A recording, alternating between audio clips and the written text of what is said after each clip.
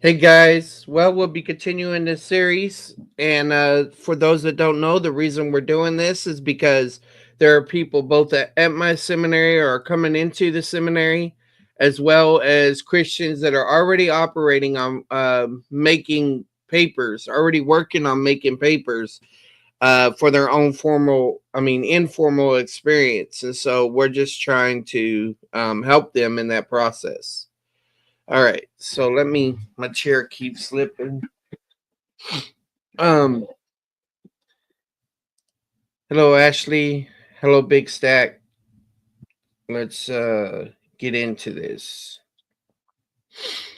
So I'm going to share my screen. And once again, we're primarily using Turabian at this point.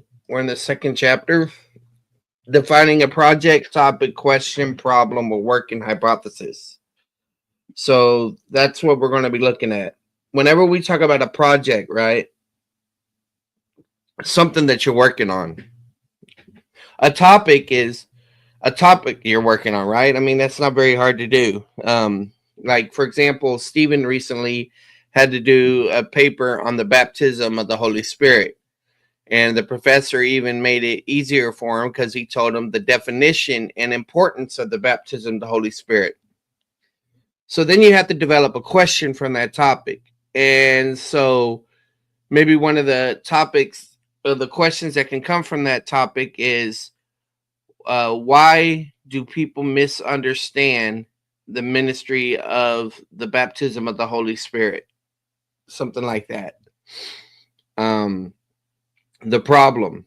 Well, the problem is the misunderstanding. And then you might want to mention a couple problems that go with that.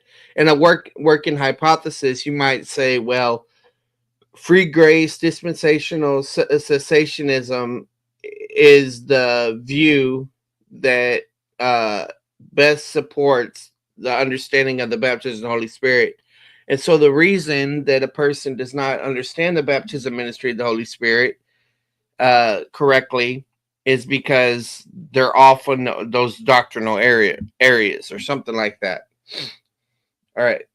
So let's just look at this. We're going to look at find a question in your topic, search your interests, make your topic manageable, question your topic, evaluate your questions, understanding research problems, understanding practical conceptual problems, distinguishing pure and applied research, and then propose a working hypothesis. Beware the risk in working hypothesis. If you can't find an answer, argue for your question. Okay.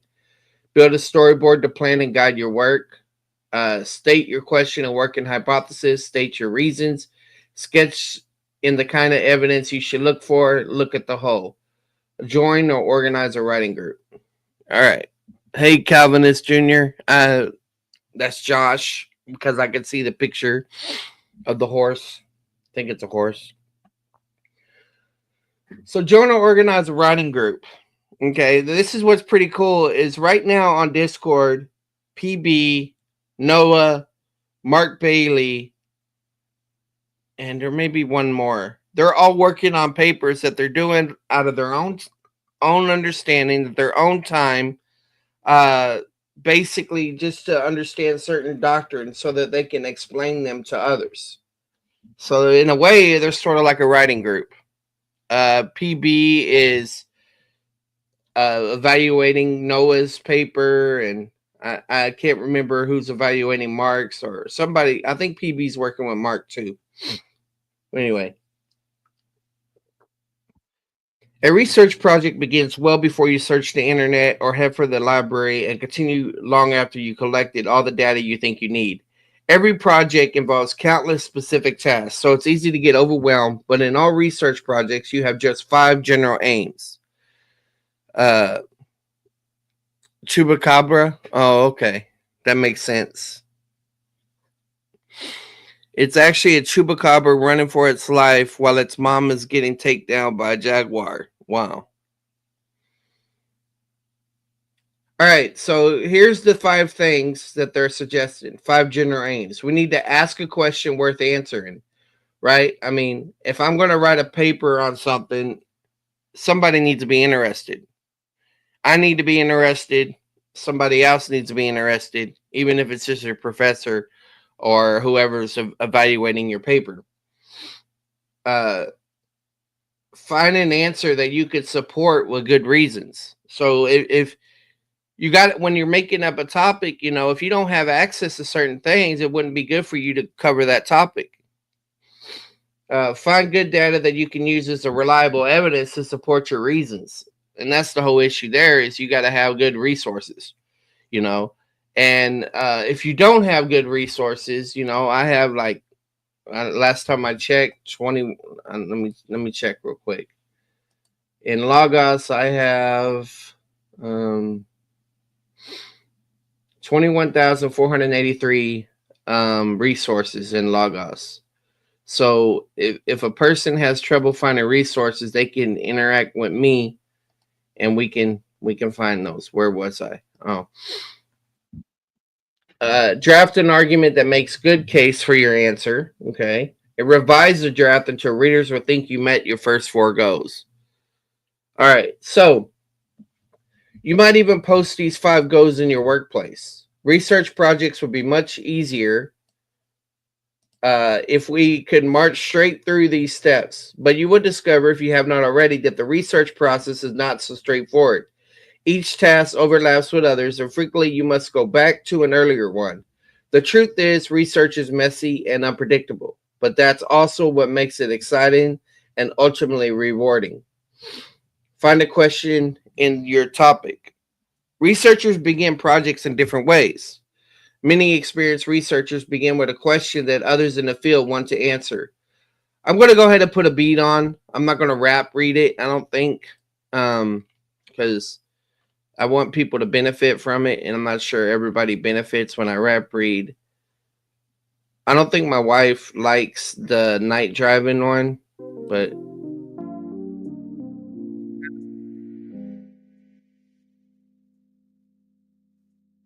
it's better than the ducks. Let's put it that way.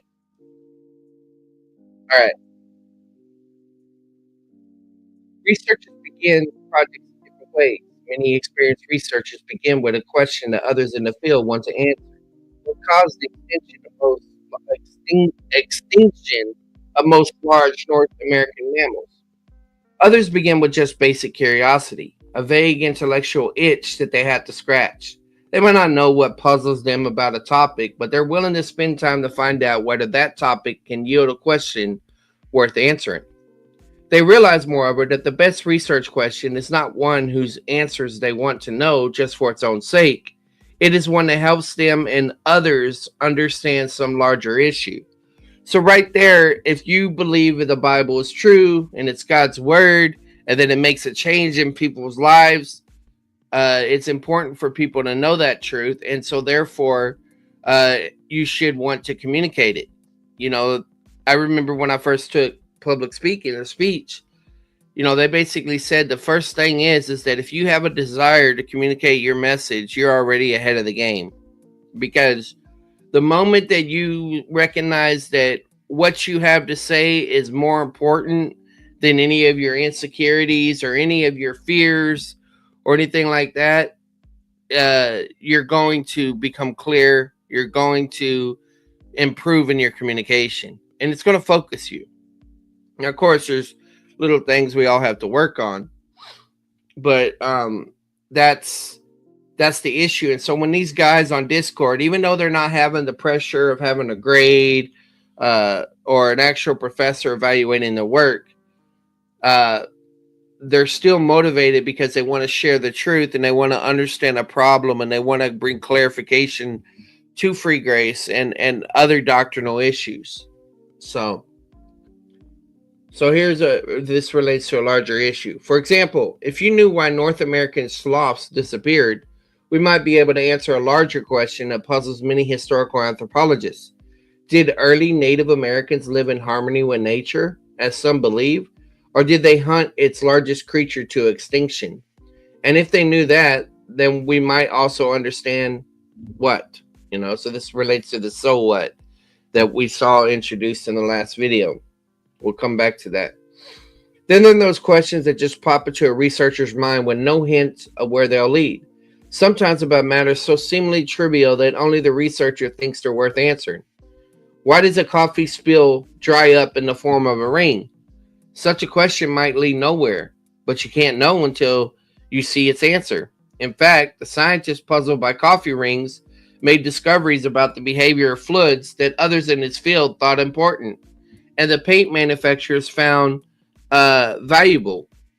If you cultivate the ability to see what's odd in the commonplace, you'll never lack for research projects as either a student or professional. And that's sort of like what sociology says. They have a concept called the sociological imagination. Let me see if I can find that. I think it's finding the general and the particular. Sociological, as you know, my background's in sociology. What is the sociological imagination?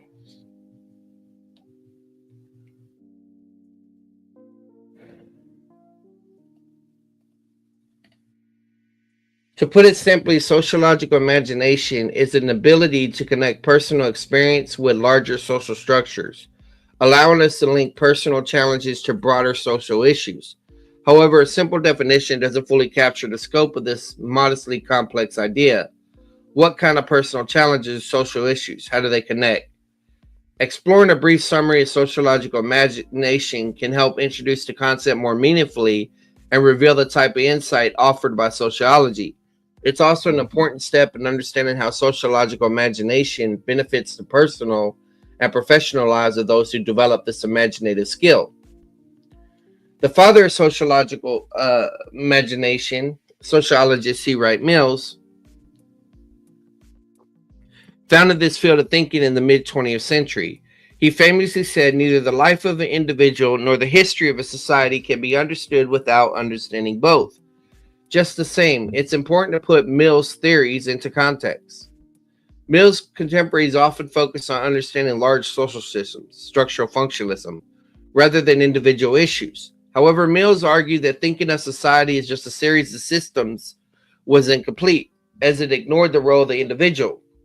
He believed that finding a balance between systems and the individuals within them was essential to understanding their dynamic relationship, as well as the social structures that arise from conflicts between different groups. This perspective enables sociologists to do more. Like, come on, I don't want that right now. To do more than just observe.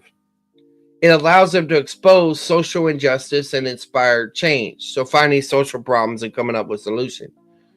The concept is crucial because without sociological imagination, our logic and common sense are limited by personal experiences.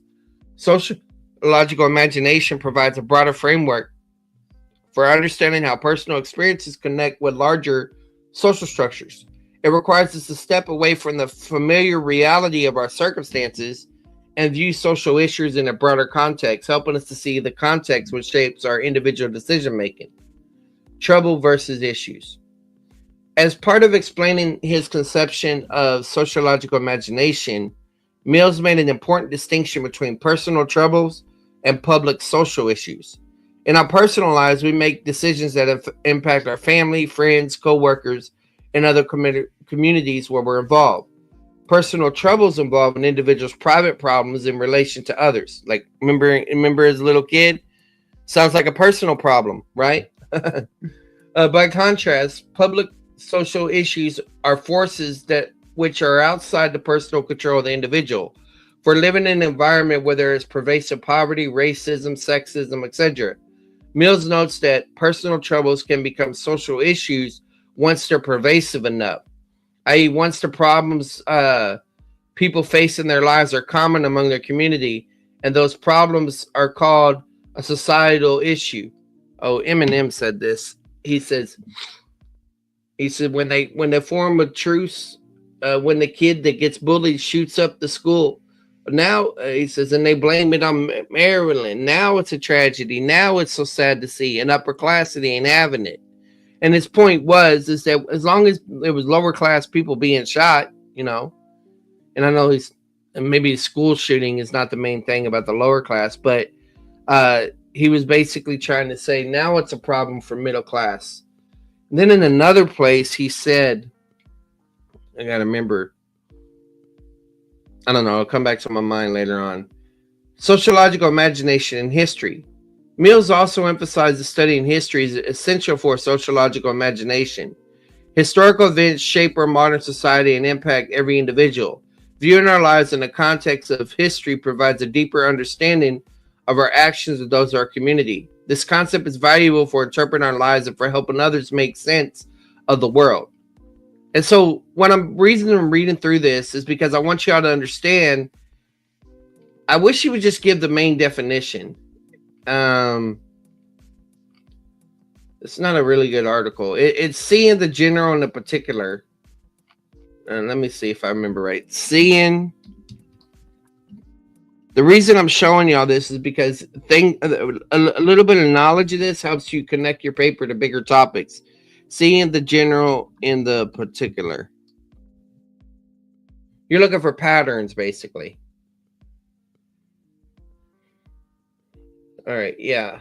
So right here, seeing the general and the particular refers to the core concept of sociological imagination, which means the ability to understand individual experiences and behaviors as part of a larger social pattern and trends, essentially looking at specific situations to identify broader societal influences at play. And I also wanted to see how personal issues are connected to wider social structures. Okay? You're talking about Peter Berger there too. He was Catholic, if I remember right. All right, so let's get back to here. Just keep that in mind that if you're not just seeing things as individual things, but you're looking for patterns, then you'll be able to connect it to bigger questions. You'll be able to see the web, if you will. So here we go. Search your. Let's see, did I already get here? Cultivate the ability to see what's out in the commonplace. You'll never lack for research projects as either a student or a professional.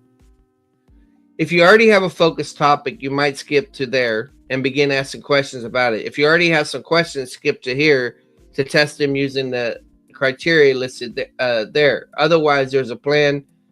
Here's a plan to help you search for a topic. All right, so this is pretending like you don't even have a topic. Search your interests. Beginning researchers often find it hard to pick a topic or believe they lack the expertise to research a topic they have. But a research topic is an interest stated specifically enough for you to imagine becoming a local expert on it. Okay, listen to that. It's got to be specific enough for you to imagine you're becoming a local expert on it, a YouTube guru, if you will.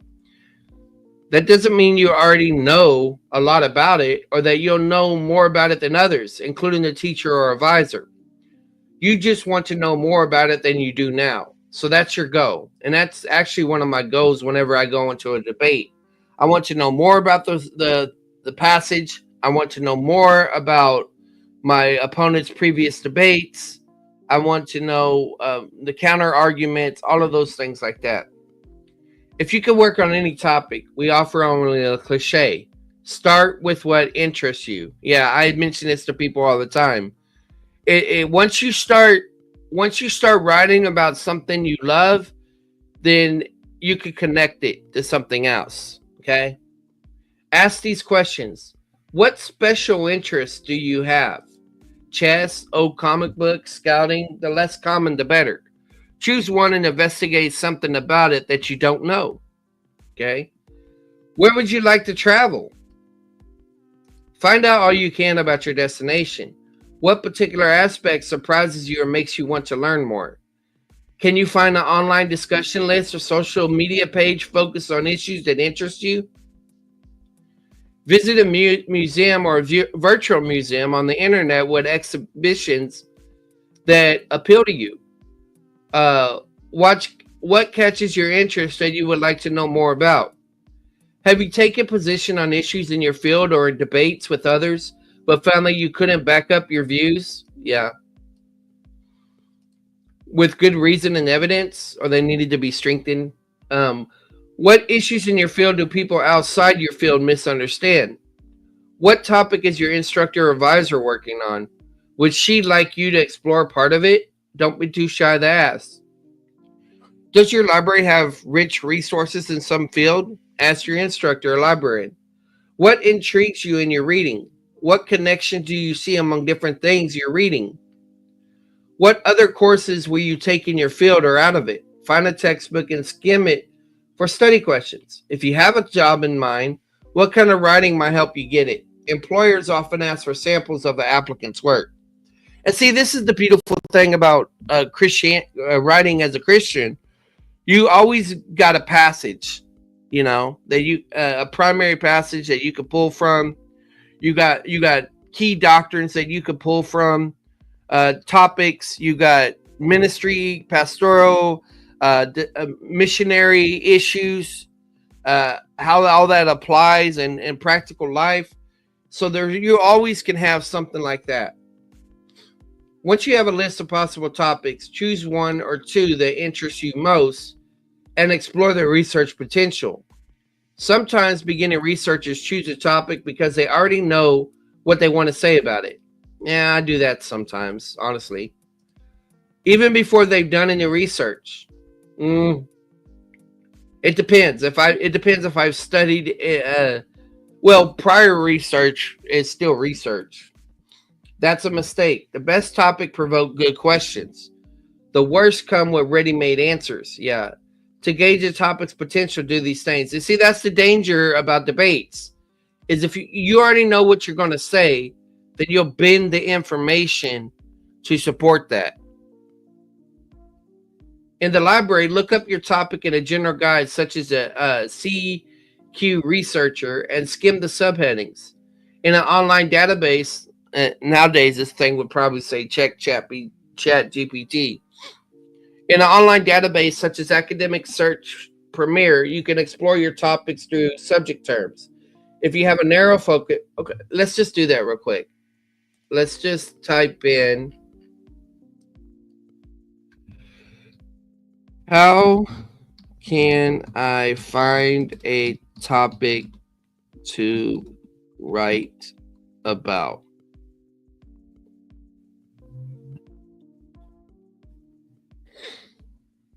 See what it's going on right now? Essentially, it's giving you Turabian without mentioning it. And your interests, current events, the audience, the trends, brainstorming, key points. So now that AI is all connected into the internet, this is Search Labs AI overview. Now that that's all connected in there, it's really changing how we do things. And usually I got other AIs popping up, but they're not popping up right now. They must not be signed in. They'll give me links to these articles and all that. So you can export it. That's how they do things today. You got to be careful how you do it, but you can still do it. And it's faster than having to read all of these other things. And because you're doing it that way, you can narrow down what you want to actually get into. All right.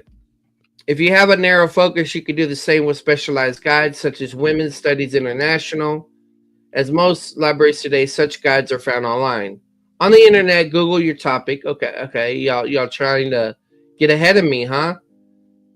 But don't surf indiscriminately. Right. Look first for websites that are roughly like the sources you will find in the library, such as the online encyclopedia. Read the entries on your general topic and then study the list of references for a closer look. Few experienced researchers trust Wikipedia as a reliable source of cite evidence, but most would use the site to find ideas of more specific resources. Yeah, and the thing is that people say, you're using Wikipedia. Well, you got to use Wikipedia right.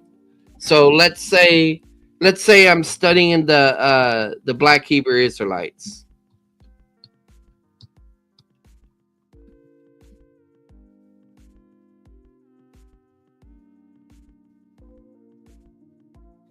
So you got a Wikipedia article, right?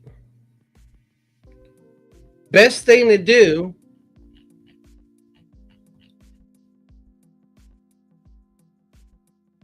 is go all the way down to the bottom and look at these. And you could take all of this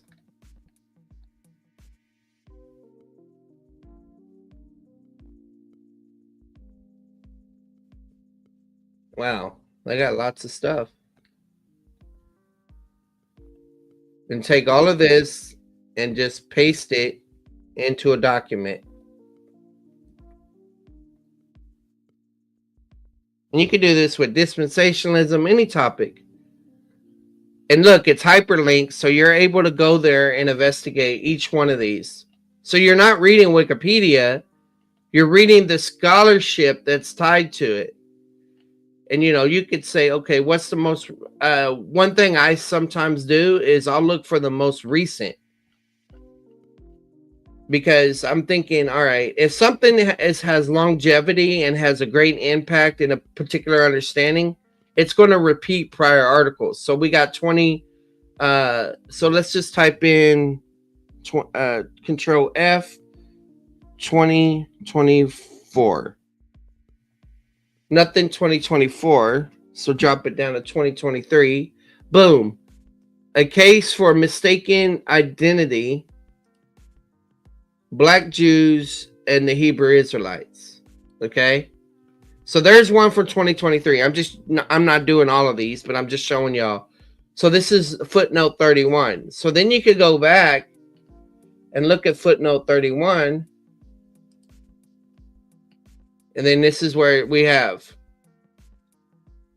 Shais Rishon, a Black Orthodox Jewish writer and activist, stated that the mainstream normative Black Jewish community is distinct from the Black Hebrew Israelite movement, and the Black Hebrew Israelites do not share the same identity, community, or issues as Black Jews. Rishon objects to the erasure of Black Jews, saying that Black Hebrew Israelites are not a denomination of Judaism, and that the two communities are commonly confused or conflated. And then boom, we can go right back to 31. We click on it, and it's going to take us to that particular article. And then you look and you see, all right, how deep is this thing?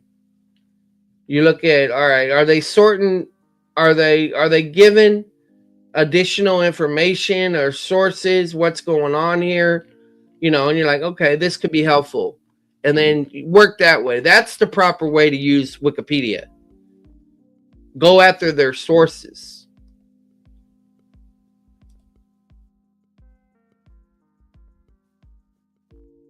All right.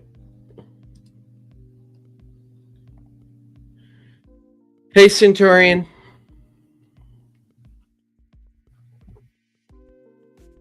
But most would use the site to find ideas and more specific sources. Yep. Finally, think ahead. You may be in for a long relationship with your topic, so be sure it interests you enough to get you through the inevitable rocky stretches. Okay. Make your topic manageable. And that's the thing is, I recommend, okay, you got your topic. Maybe you come up with your question, and you basically want to, even if you're not even going to put this in your paper, you need to limit your scope. You need to basically say, this is what I'm going to do in this paper, and this is what I'm not going to do. Based on this time limit that I have, if you have a time limit, I'm going to look at these particular sources, these particular things, and go from there. I'm not going to look at everything. You just can't. Okay. And then you can always say, in future studies, I will examine this. It's sort of like what people call research proposal, but it don't have to be as formal as that. Make your topic manageable. If you pick a topic that sounds like an encyclopedia entry, bridges, birds, masks, you'll find so many sources that you could spend a lifetime reading them. Okay, so since we're talking about this, in Logos, there's a free resource you can get. It's the Lexham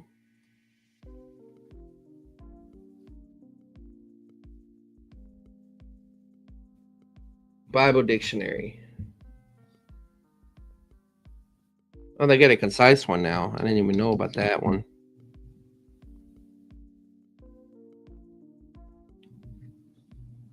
So let's just look up the word covenant.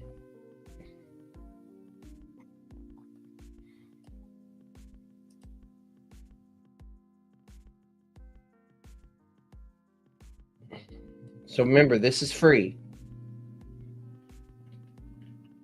And I know a covenant and creation myths, okay. Well, we want covenant more. Oh, covenant to creation myths. This is by Scott Hahn. He's Catholic. Not the whole dictionary, but this particular article.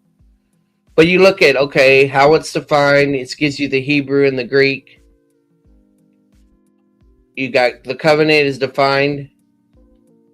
Covenant and contract distinguish. Covenant and oath, blessing and curse. Covenant and family relation, obligations, consecrations. Covenant types, kinship, treaty, and grant. Secular covenants in the ancient Near East and sacred scripture. Divine covenants in economy of salvation history. So then these are subcategories of that. Divine covenants in Genesis, Adam, Noah, Abraham. Mosaic covenant, Davidic covenant, New covenant. English translations of the term for covenant. And then you got a bibliography. So one way to narrow your topic, let's say, okay, you want to talk about covenants, but one of these ideas interests you more than anything. You know, if you're in let's say a Bible class, like let's say Kingdom and Covenants, you may want to focus on this right here, the divine covenants going throughout these, you know, because this is just biblical stuff. And if you were interested in, say, the different types, you would be writing not just about covenants, but you would be writing about the different types of covenants. So you would make a general definition of a covenant and then say there are 3 types of covenants and then talk about those. So you see the dictionaries, they cover a broad range, but you can look at one of them and you can narrow your topic even more. Decide if that's what you want to write on. Okay. If you pick a topic that sounds like an encyclopedia entry, bridges, birds, mask, or covenants, right? You'll find so many sources that you can spend a lifetime reading them. And you can do the same thing that I was talking about with Wikipedia, is you have the bibliography. You could go and you could do the same thing we did with the Wikipedia and get access to these other resources that are driving things, that are affecting the interpretation, or at least what he's marshaling to show his arguments. Hey, raised in the dead. All right. You must carve out of your topic a manageable piece. Like, for example, I'm going to be debating Dr. George Antonios and over the Book of James. And he is, I don't have a better term, Ruckmanite dispensationalist. And he's different than other people. I think he used the term hypo dispensationalist instead of hyper. I saw a discussion with him and David Preston. Now, he's got a playlist on dispensationalism, and he's got a playlist on hyper dispensationalism. I started listening to the one on hyper just to see the differences. But it would be good if I could find exactly how he deals with the Book of James. So I could, for researching, I would need to look for particular debates that he's had concerning this issue. You know, he's a doctor, so maybe he has things written. There's different things that I can do to research and prepare for that debate. But I got to recognize I have limited time. It's this Saturday. So I have to be selective. And that's why I want to go for something that has to do with James in particular, if I can find it. Haven't been able to find it. It's harder to search on your phone than on a computer, so I may try that later. All right, before you start searching, limit your topic to reflect a special interest in it. So my topic would be Dr. George's Antonios' interpretation of James chapter 2 from his hypo dispensational perspective. Why does he think or maybe something simpler, why does he think the book of James teaches that you can lose your salvation? Why does he think that it's not for the church? Does he think it's for the tribulation? Does he think it was the time before Paul? How does his views similar from David Preston and all that? So one thing I probably would do is I'll probably go back and watch my debate of what James that was with David Preston, and then just say, okay, how would this guy's not going to go to the wild leaps that David Preston does about the Apocrypha and all that. So what can I get from this and benefit and try to develop? Those are things I can do. Before you start searching, limit your topic to reflect a special interest in it. What is it about? Say, mass that made you choose them. What particular aspect of them interests you or puzzle you? Think about your topic in a context that you know something about, and then add words and phrases to reflect that knowledge. So you could say mask in religious ceremonies. Okay, masked as symbols in Hopi religious ceremonies, or mudhead masks as symbols of sky spirits in Hopi fertility ceremonies. See, you get it more narrow each time.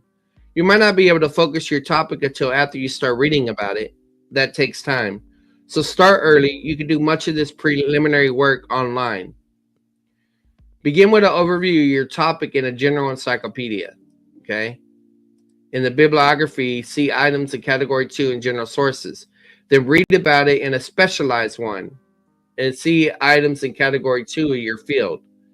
We'll look at that stuff later on. But you got the idea. You go to a general encyclopedia, then you go to a more specialized one. So let's just see what happens whenever we type in general encyclopedias available for free online. Okay, library guides.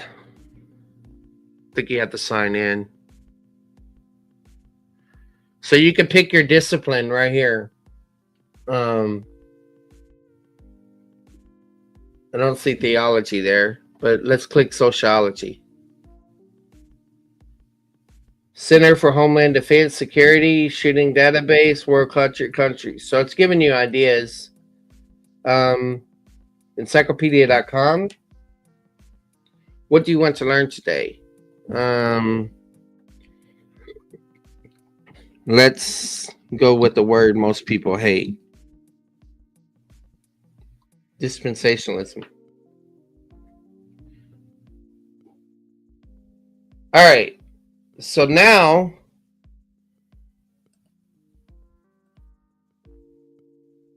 it says sponsored, so that's an ad. That's an ad. That's an ad. Finally, we get down here. All right, this is what we want.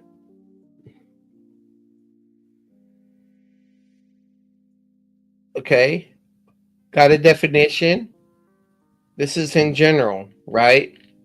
This is general information that's available about dispensationalism. And subcategories, and you got a bibliography. You can go a little bit deeper, but that's general. So if we said encyclopedia of Christian, let's just type that in, just Encyclopedia of Christian, see what options we got. You got the Encyclopedia of Christianity, okay? So that's one that's already out there. So let's just take a look at this. Encyclopedia of Christianity.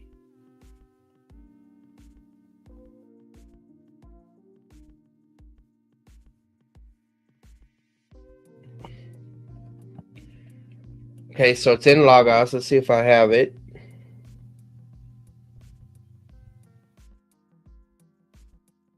Okay, I got it. Encyclopedia of Ancient Christianity. Okay, this is Ancient Christianity. So this is going to deal with the Church Fathers.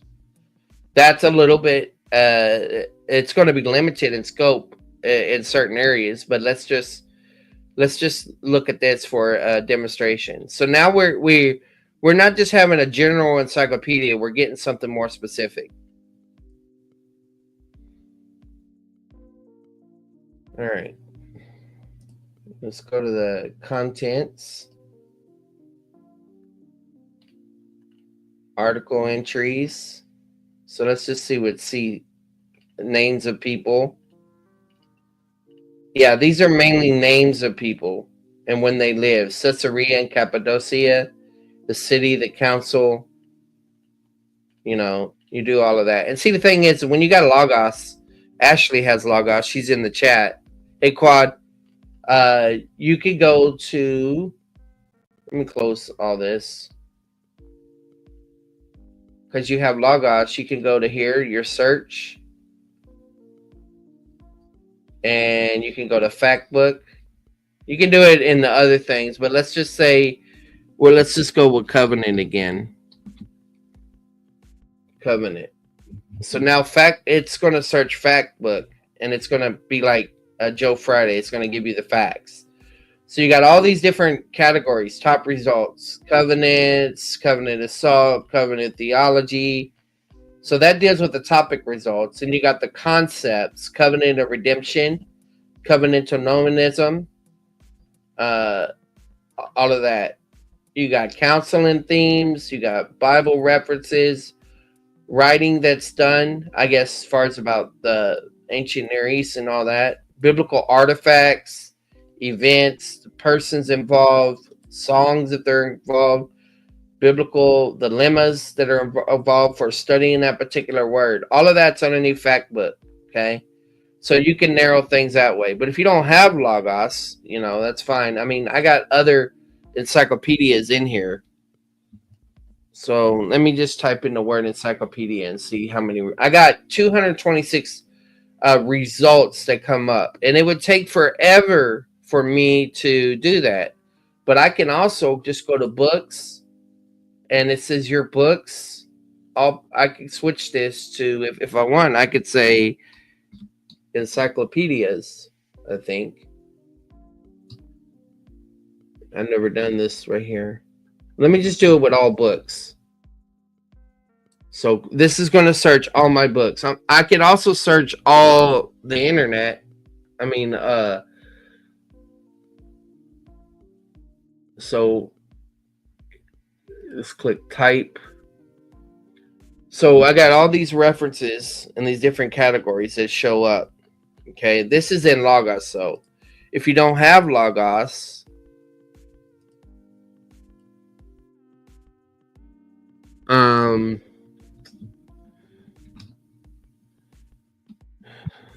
I haven't signed in ChatGPT in a while, so let's see. All right, so let's just say, let's narrow it down to resources for studying covenants in the ancient Near East and their relationship to the structure of biblical covenants. And I could say contrast the Abrahamic covenant with the Mosaic covenant in type and structure.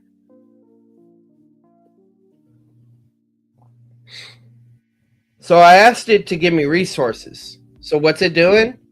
It's giving me resources. Now, most of the time, these resources are going to be very generic that you could search the internet. So all we're doing right now is essentially searching the internet.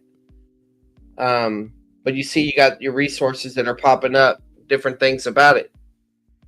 The more you know about the topic, the more you can go in here. But see, look, my seminary shows up. Israelite covenants and ancient Near Eastern covenants. I think that is, oh gosh, what's his name?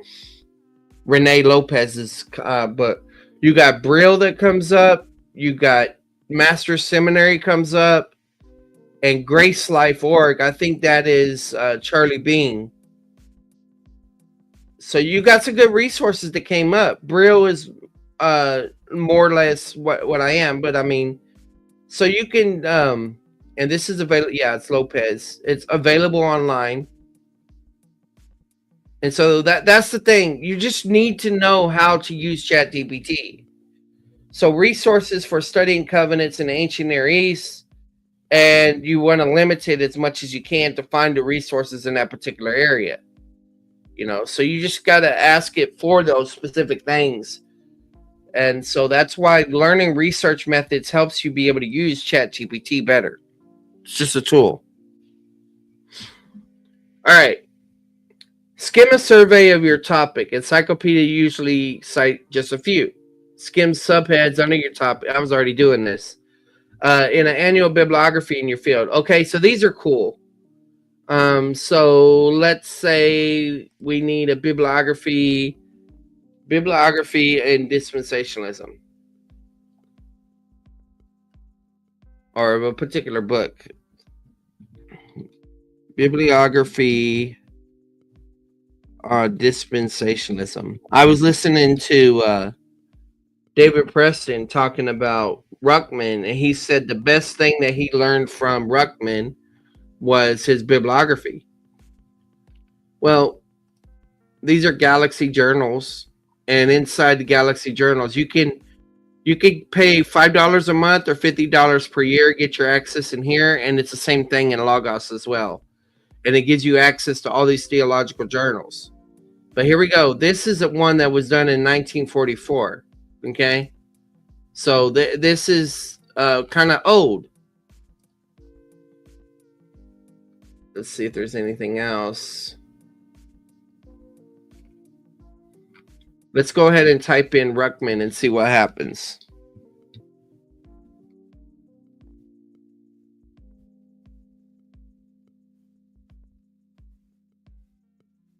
So look what the AI is telling me. If you're looking for a bibliography on dispensationalists, specifically from a perspective of Peter Ruckman, you should primarily focus on his published works. See, it's even telling me how to research it better, particularly those that directly address the topic of dispensationalism, such as how to teach dispensational truth, hyper-dispensationalism, and his annotated Bible, the Ruckman Reference Bible. Includes, I didn't know he had a Bible. Okay.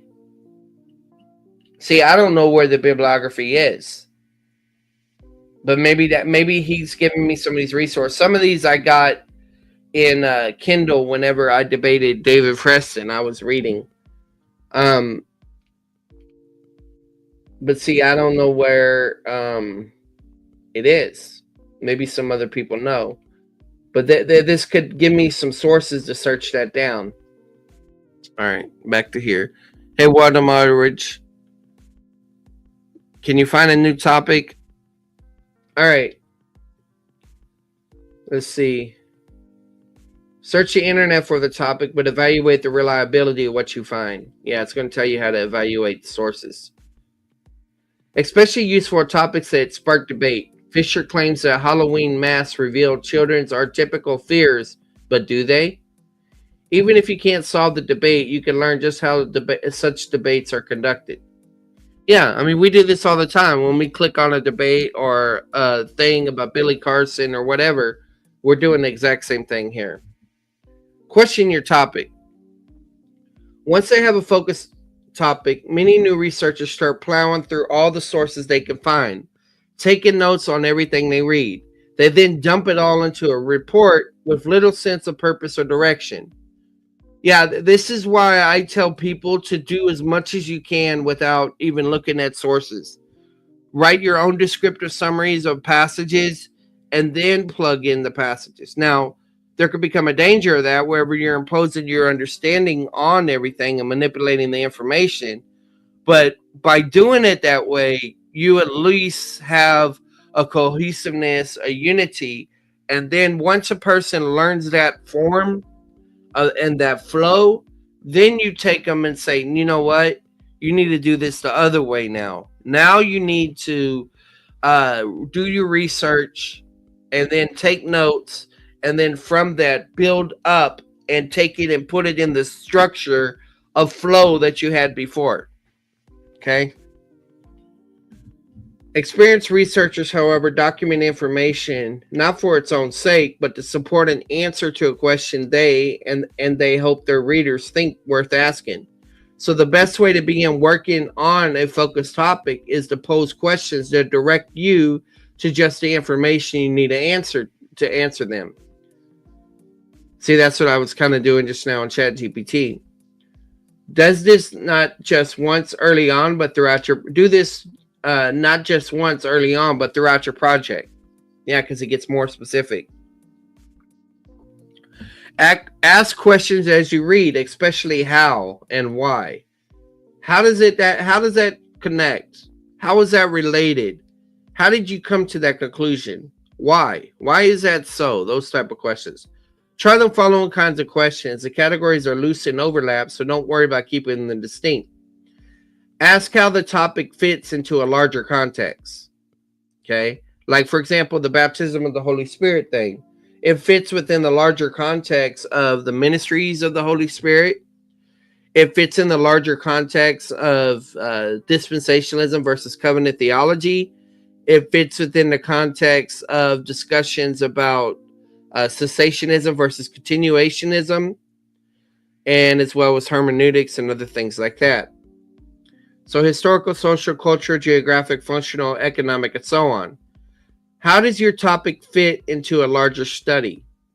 So if you're writing on the definition and importance of the baptism of the Holy Spirit, you got like, okay, I know what I did my study, I know my definition, but what's its importance of it? Well, it affects how you understand other Christians, and also God's plans. What came before Mass? So it uses the example of Mass. What came before Mass? How did Mass come into being? Why? What changes have they caused in other parts of the social geographical setting? How and why did that happen? Why have Mass become a part of Halloween? How and why have Mass helped make Halloween the biggest American holiday after Christmas? How is your topic a functioning part of a larger system? This is where it's talking about the sociology stuff, seeing things in terms of systems. In fact, there's a book I read years ago. I think it was Irvin Laszlo. I don't even know nothing about the person, but somebody gave me the book. System View of Worlds. Yeah, here it is. System View of Worlds. I don't know anything about the guy, but it kind of talks about what we're talking about. Maybe I need to go back in and do some stuff about that. And look here, Internet Archive. So the actual book is right here. The Natural Philosophy and New Developments in the Sciences. Everything's connected and all that. So yeah, this is a book I read. You got to sign in to get certain access. But yeah, that's one of the ones that helped me. I think I read that around maybe 2008. How do Mass reflect the values of specific societies and cultures? What roles do Mass play in Hofi dances, in scary movies, and masquerade parties? For what purpose are Mass used other than disguise? How has the booming market for Kachina Mass influenced traditional design? So he's going very broad. This is why using mind maps. I got one on my phone called Visual Maps, and it's good, but I wish it would transfer over into there. And then I have another one on my computer, but I don't even know the name of the website. Ashley knows how to do some of that stuff in Canva, I think. Excuse me. How does your topic compare to and contrast with other topics like it? How do Mask and Native American ceremonies differ from those in Africa? What do Halloween masks have to do with Mardi Gras masks? How are masks and cosmetic surgery alike? See, this is also like when you're debating, you have a debate thesis. When you could be asking these, you could be writing out these questions. That way, when you get to cross-exam, every question you're asking is narrowing in on the topic of the debate. And then it anticipates the openings, the rebuttals, and all of that. Ask questions about the nature of the thing itself as an independent entity. How has your topic changed? And you can make a flow chart. Like if this person answers this way, then ask this question. If they answer this way, then ask this question. You know, uh, how has your topic changed through time? Why? What is its future? How have Halloween masks changed? Why? How have Native American masks changed? Why? How do the parts of your topic fit together as a system? What parts of a mask are most significant in Hopi ceremonies? Why? Why do some masks cover only the eyes? Why do few masks cover just the bottom half of the face? How many different categories of your topic are there? What are the different kinds of Halloween masks? What are the different qualities of masks? What are the different functions of Halloween masks? Aren't y'all glad that at least when you have the Bible, things are way more narrow? You know, you could say in the book of Jeremiah, what is the function of the motif of shepherds,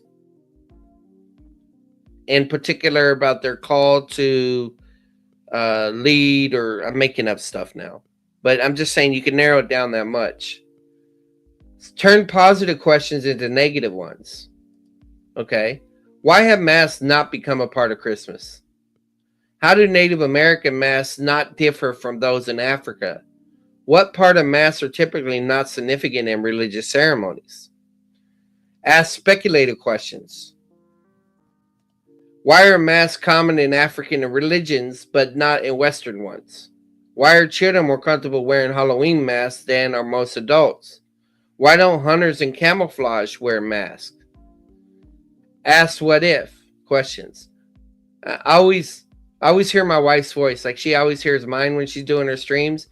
Janet would be like, yeah, why? And then she'll get so caught up and interested in a particular question. Like, Janet, it's not the point. We need to focus on this. It's just giving you an idea of the questions and answer. And she's like, oh, but my mind is stuck. I can't move beyond it. I'm like, okay, we'll go answer it. Ask what if questions. How would things be different if your topic never existed, disappeared, or were put into a new context? What if no one ever wore masks except for safety reasons? What if everyone wore masks in public? What if movies and TV were like Greek plays and all the actors wore masks? What if it were customary to wear masks on blind dates, in marriage ceremonies, at funerals? Ask questions that reflect disagreements with the source. If a source makes a claim you think is only weakly supported or even wrong, make this disagreement a question. Martinez claims that carnival masks uniquely allow weavers to escape social norms. But I think religious masks also allow wearers to escape from the material realm to the spiritual. Is there a larger pattern of all masks creating a sense of alternative forms of social or spiritual life? Ask questions that build on agreement. If a source offers a claim you think is persuasive, ask questions that extend its reach. Elias shows that masked balls become popular in 18th century London in response to anxiety about social mobility. Is the same anxiety responsible for similar developments in other European capitals? You can also ask a question that supports the same claim with additional evidence. Elias supports his claim about masked balls entirely with published sources. Is it also supported by evidence from unpublished sources such as letters and diaries? Okay. Ask questions analogous to those that others have asked about similar topics. Smith analyzed the Battle of Gettysburg from an economic point of view. What would an economic analysis of the Battle of the Alamo turn up? Look for questions that other researchers pose but don't answer. That's a good one. Many journal articles end with a paragraph or two about open questions, right? Ideas for more research, and so on. You might not be able to do all the research they suggest, but you might carve out a piece of it. That's what I was talking about earlier about scope and then saying further intentions for further study. Find a professional discussion forum on your topic, then lurk. All right, so like, let's say that, let's see. Here we go. Here you go, William Aldridge. Is there verbal force in the substantival participle? Let's narrow it down to John 3:16.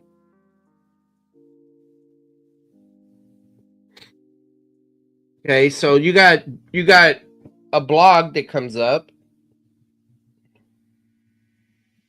Things old and new.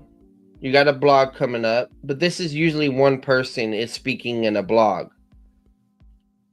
And so they got a blog on it, right?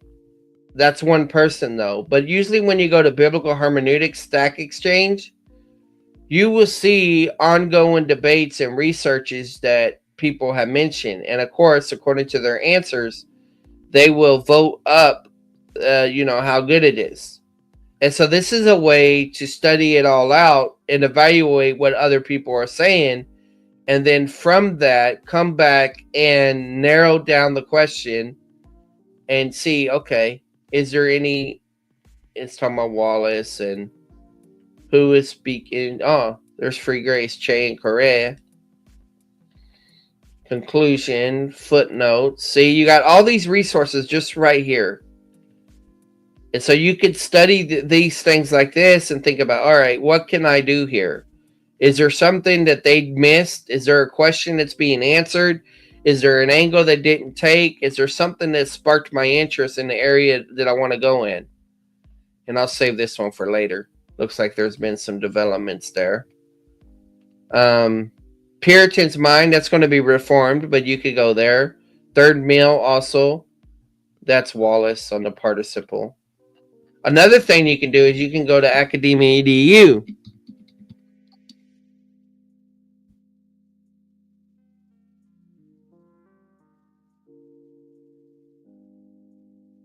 And let's just say you type in Greek substantival participle.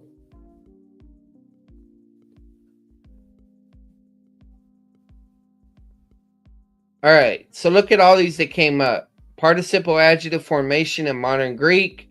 And see, you can narrow it like to the past year, to past 5 years. So you could, to the most recent stuff. So say you wrote a paper and you did a lot of research and you want to keep up on the changes that have occurred. And see that this is good for the substantival part of the Greek substantival participle. Let's do verbal force and let's do verbal aspect. Let's see what comes up now.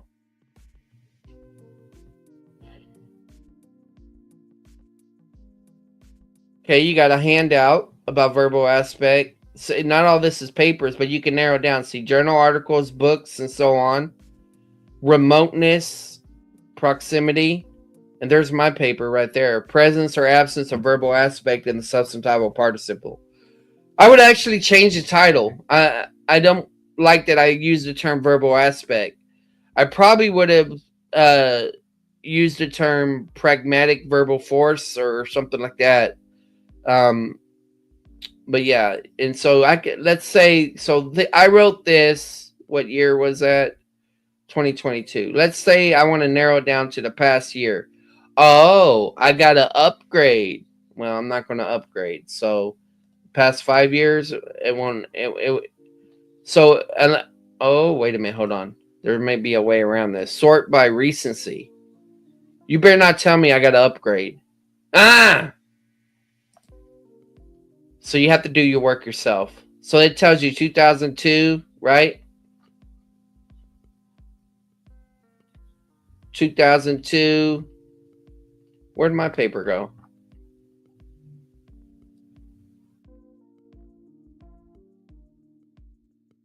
I don't know. But you could play around with that. There's a couple others that you could do that with. That's one way.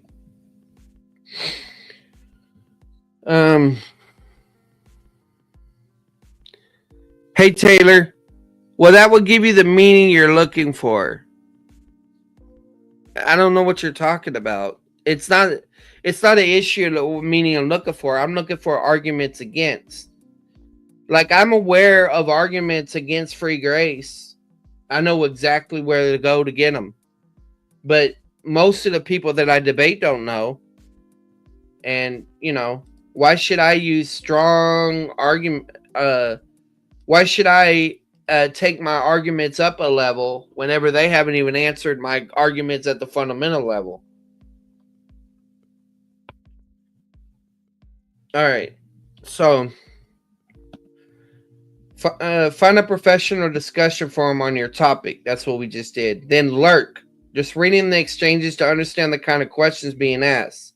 If you can't find one using a search engine, ask a teacher or visit websites at professional organizations in your field. And see, ChatGPT reads all of this stuff. It reads everything on the internet and gives a summary. And the more specific and refined the question you ask, like, watch.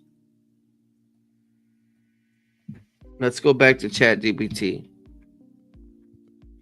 That's why these people making videos against ChatGPT and Janet using ChatGPT or things like that, they're going to become obsolete because everybody's using it. It's in Logos Bible software now. So let's do this. Cite sources that explain. Let's see. Cite sources from. Here, let's do this. Cite sources for advanced Greek paper on the verbal force of the substantival participle in. Let's narrow it down to John 3:16. I don't know if anybody's narrowed it down to John 3:16, but I do know someone at my seminary that has, but I don't think it's going to show up because I don't think many people have seen that paper. I've seen it because I helped the guy prepare it.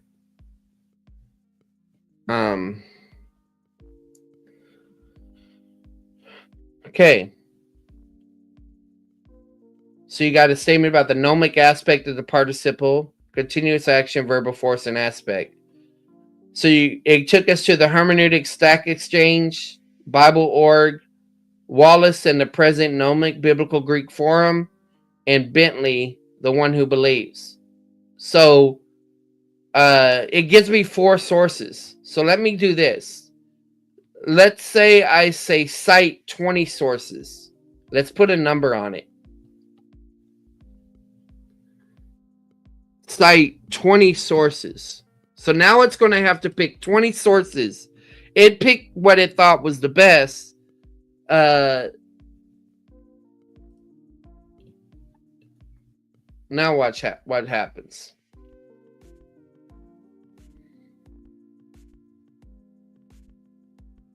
And see, it's digging deeper now. Because now it's going to have to find 20 different sources on this. The Hermeneutic Stack Exchange made the cut. Journal, Wallace, Impertable. Still didn't give me everything. Why wouldn't it give me more? I don't know. You could play around with it. But the point is, it takes you. It's doing exactly what Turabian is suggesting you do in your research, but it's a one-stop thing. You're asking the question, and it weeds through everything to get to that particular answer. That topic. All right. I'm not. If you want to ask questions like that, William Aldridge, do that on Janet's show. We're focusing on research methods here. Okay. Like I said, I have more recent papers that go through that stuff, and one day maybe we'll pick through it together. Find a professional discussion forum on your topic, then lurk, just reading the exchanges to understand the kinds of questions being asked. If you can't find one using a search engine, ask a teacher or visit websites of professional organizations in your field. Look for questions that spark your interest. If students are welcome, you can even post one yourself as long as it's very specific and narrowly focused. Yeah, because I'm a seminary student, I have access to databases and all that other stuff, that I can use. So I'm not going into that right now. Maybe in the future I will. But I'm trying to think about what people can do that don't have that access. You know, evaluate your questions. After asking all your questions you could think of, evaluate them. Not all questions are equally good. Look for questions whose answers might make you and your readers think about your topic in a new way. Avoid questions like these. Their answers are subtle fact that you could just look up. What were Audre Lorde's first published poem? Yeah, that's very limited. Questions that trivia. Questions that ask how and why call for interpretations, not just the discovery of facts. And it's interesting because Chris Morrison says that whenever you are debating, you shouldn't use the why question in cross-exam because it gives them too much room to do that. You want them to focus on the facts, and so you want to use questions like what. That's why they invite deeper thinking than questions beginning who, what, when, or where. And deeper thinking leads to more interesting answers. And we'll see how this relates to Bible study methods also. Their answers cannot be plausibly disproved. How important are masks in Inuit culture? The answer is obvious, very. If you can't imagine disproving a claim, then proving it is pointless. Sort of like falsifiability. On the other hand, world-class reputations have been won by those who question a claim that seems self-evidently true. For instance, that the sun circled the earth and dared to disprove it.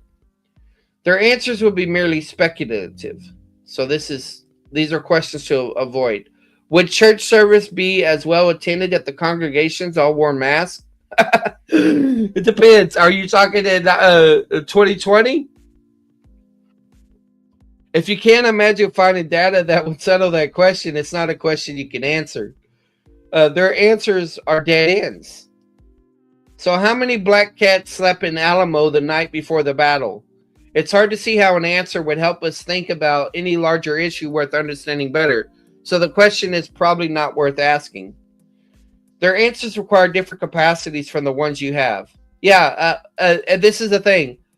Why am I going to ask somebody about the Greek if they can't weigh in? At least if you're going to ask them, like, well, I don't know those like Sean Griffin. He made a statement about the continuous habitual idea, but he didn't argue from the Greek. He argued from the overall context of the book of John, which I think he argued wrong. But the point is that he clearly identified his limitations and how he came about to get his answers.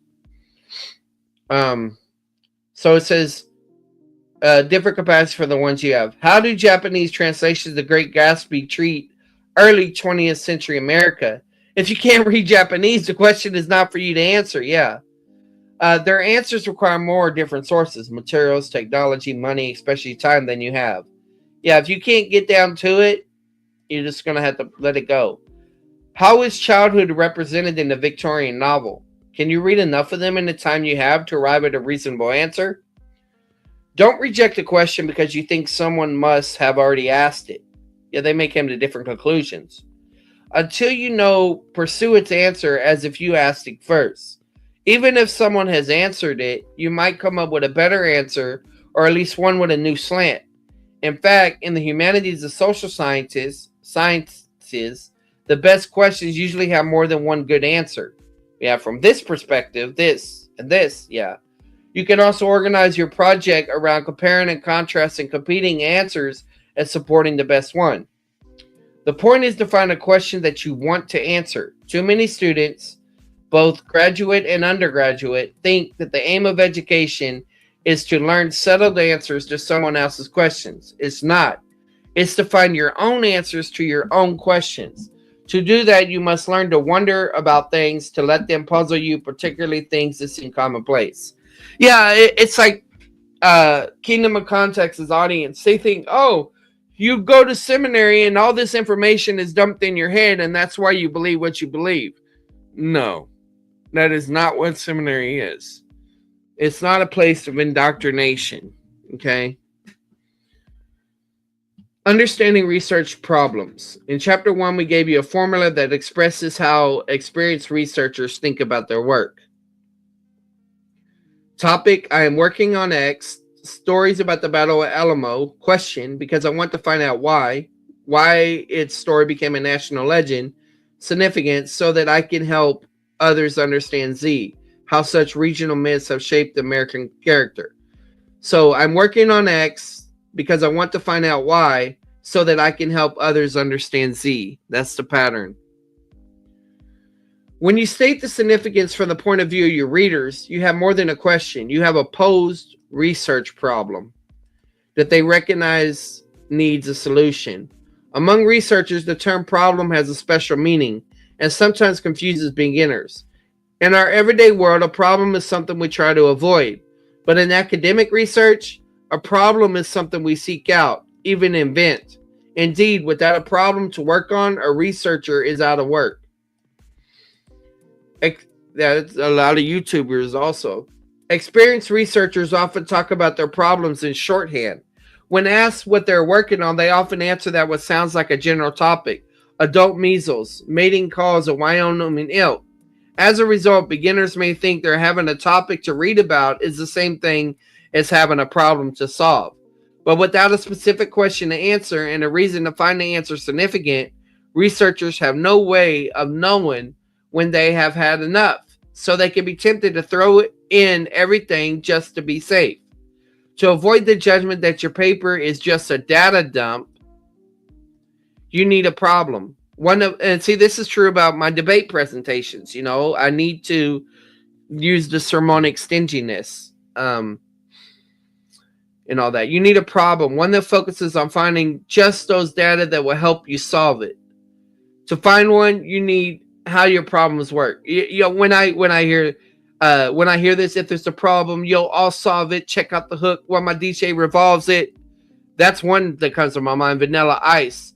And then I think is a Dr. Jerry Ice Cube on Natural Born Killers. He said, "I got the problem solver, the something revolver or whatever." But that's what comes to my mind.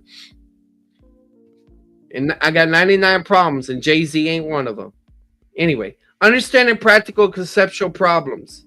There are two kinds of research problems: practical and conceptual. Okay, each of them has a two-part structure: a situation or condition, and undesirable costs or consequences caused by the condition.